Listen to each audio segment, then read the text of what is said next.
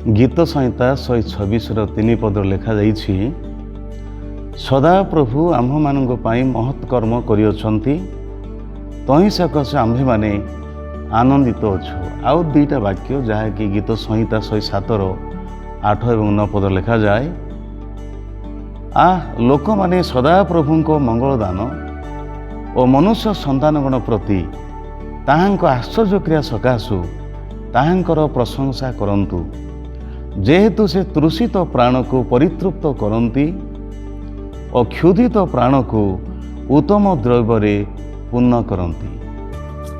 प्रिय मंडली, प्रिय भाई भौणी माने, आसंता कालीर गुरुत्वपूर्ण विशेष कार्यक्रम निमंते किंग्सर पालक भाव में आपण मानू मो प्रभु जीशु नाम स्वागत जनाऊँगी।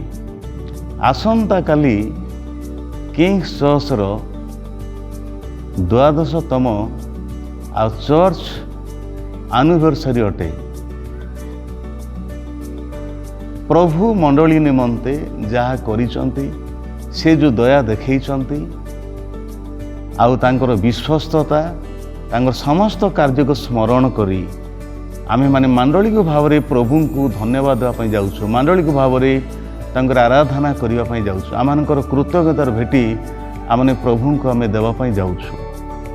आपण मानक अनुरोध करुछि जे आसंता कालीर निर्धारित समय रे प्रस्तुत हृदय रे आपण माने एई गिरजाघर को आसंतु।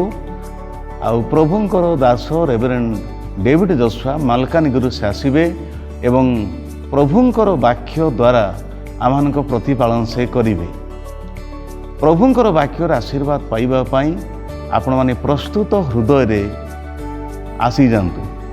पुणे ए विशेष कार्यक्रम परे परे मंडली तरफरु एक प्रेम भोजर आयोजन कराई, आउ सेतिर अंशी मध्ये आपण माने हेई परिबे। आउ परवर्ती समय रे आपण माने कुशल रे निज निज गृह को प्रत्यावर्तन करि परिबे।